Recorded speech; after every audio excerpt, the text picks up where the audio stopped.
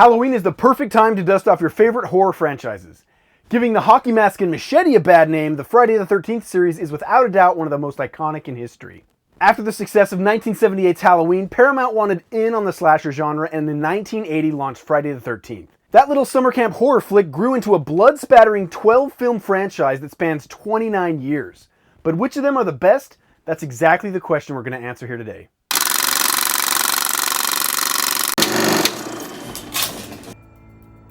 Psychopathic and sometimes undead killer Jason Voorhees chops his way through victims in 11 of the 12 movies. He spends most of his time at Camp Crystal Lake, where his mother was tragically separated from her own head.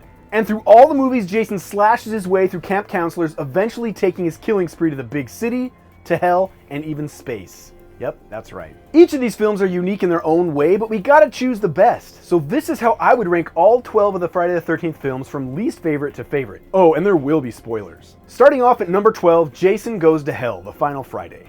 This 9th installment in the series was released in 1993. The movie starts off with Jason being ambushed by a SWAT team. They shoot him up so much he explodes, finally killing him. But Jason's departure from his physical body doesn't stop his thirst for blood, as his spirit jumps from one person to another as they slash their way through town in search for Jason's sister. Now this movie is such a departure from all the previous movies, especially since we only get to see the hockey mask wearing machete killer on screen for a few minutes total. The rest of the time he's just possessed someone else. It's not just the same. In fact, this one really isn't even worth watching at all. But there is one highlight in this movie. There's a fun reference to Freddy Krueger at the very end. That brings us to number 11, Jason X. Now this is the 10th film in the series and was released in 2001, 8 years after Jason Goes to Hell, and it has arguably the most ridiculous premise in the entire series. In this movie, Jason is revived by space scavengers after being found cryogenically frozen on Earth for more than 400 years. Yeah, and you guessed it, Jason thaws out and kills everyone on the ship. Now the first and most obvious thing about this movie is how cheap everything looks on screen. The CGI is so bad, and everything on the spaceship looks like it's made out of cardboard. It's no wonder Jason has no problem punching through its walls. You know, this movie really feels like the studio had completely run out of ideas and stretched way too far. I mean, this movie is Sharknado level cheesy. The only reason I didn't rank it dead last is because it's so outrageous and ridiculous that it's actually pretty fun to watch. Now to number 10, Friday the 13th Part 8, Jason Takes Manhattan. This is the 8th film in the movie franchise and was released in 1989. In this one, Jason terrorizes a high school graduation cruise after he's accidentally freed from his chains at the bottom of Crystal Lake. Now, despite what the title tells you, more than 3/4 of this movie takes place on a boat. It's only the final act that actually takes place on the streets of Manhattan. Now, for the most part, this movie is horrible, and again, it's really not worth your time. But I will say this movie has one of my all-time favorite Jason kills. While taking a beating from a boxer, Jason replies with a single punch that launches that boxer's head down an alley and straight into a dumpster. Classic. And if you want to see that for yourself, don't even bother watching the whole movie. You can probably find it on YouTube. Coming in at number 9, Friday the 13th Part 5, A New Beginning. This is the 5th installment in the franchise and was released in 1985. A few years after Jason's death, he seemingly comes back to life, seeking revenge for the boy that killed him at the end of Part 4. Now, for some reason in this movie, a lot of Jason's kills take place off camera. I'm not really sure the decision behind that, but it gives the movie a completely different feel, almost like a made-for-TV movie. Also, I didn't love the Scooby-Doo-like reveal at the very end of this movie. The person that we thought was Jason throughout the movie is unmasked and revealed to be the father of a man seeking revenge for the death of his son. Again, if you're looking to rush through this franchise quickly, this is a movie you could easily skip and you wouldn't be missing anything. Now to number 8, Friday the 13th.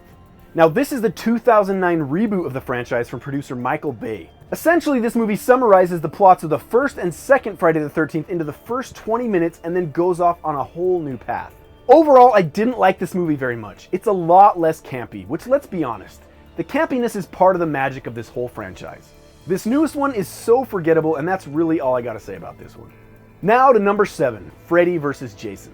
This is the 11th installment in the franchise and was released in 2003. The movie takes Jason and Freddy Krueger's meeting that was only briefly seen at the end of Jason Goes to Hell and expands it into an entire movie. In it, both 1980s horror heavyweights first team up to take out some pesky teens in Springwood, Ohio.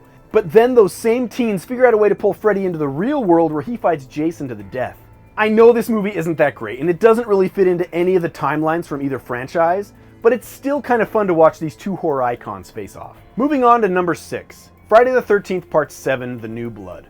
This is the 7th movie in the franchise and was released in 1988. A girl gifted with telekinetic powers travels to Crystal Lake to be observed by her doctor. She accidentally frees Jason from his chains at the bottom of the lake, and he goes on a killing spree, and she's forced to use her gift to take him down.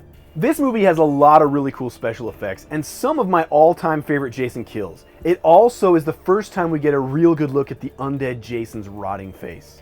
And now to number 5, Friday the 13th Part 3.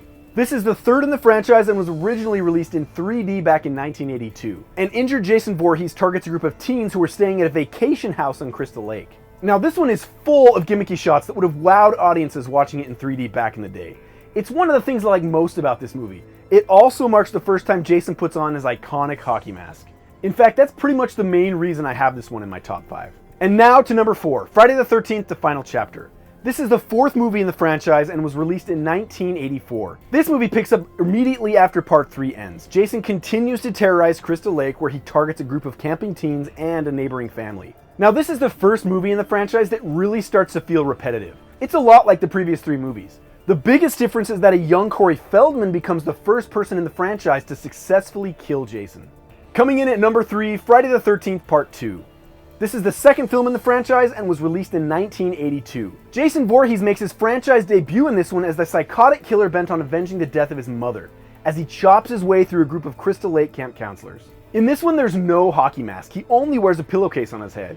And in my opinion, this is one of the most important movies in the entire franchise, as it serves as the introduction of Jason and his brutal kill tactics. And the number 2 spot goes to Friday the 13th. Released in 1980 as the first film in the franchise, this movie built the mold for every Friday the 13th that came after. In this movie, a group of teenagers are stalked and brutally killed while getting ready to open Camp Crystal Lake for the summer. Some of the greatest things about this movie are the use of the first-person POV throughout, and the twist reveal at the end that the killer is in fact the distraught mother of Jason Voorhees. This movie is easily one of the greatest horror movies of all time. A classic. And now, my number 1 favorite Friday the 13th movie is Friday the 13th Part 6, Jason Lives. Released in 1986, this 6th installment of the series, in my opinion, hits what is the sweet spot of the franchise. It's a perfect blending of the brutal kills and suspense from the earlier films to the campiness and comedy that dominates later in the franchise. This movie's also important because it marks the first time in the entire franchise when Jason is resurrected from the dead, serving as almost a rebirth of the character, making him much more ominous, dangerous, and intimidating. It's like a perfectly balanced machete. I would have loved to have seen the Friday the 13th franchise maintain this tone for a few more films, but sadly they just got cheesier and cheesier, and that's why Friday the 13th Jason Lives is my favorite movie in the whole franchise. Well, that's it. What do you think? Do you agree or disagree with my list? I'd love to see how you would rank your Jason movies, so go ahead and drop your rankings in the comments down below and let's discuss. And if you'd like to see me do more content like this on my channel, or if there are any other ideas for future videos, please let me know down below. And if you like this video, don't forget to give it a big thumbs up and smash that subscribe button. Thank you so much for watching, everyone, and I will see you guys at the movies.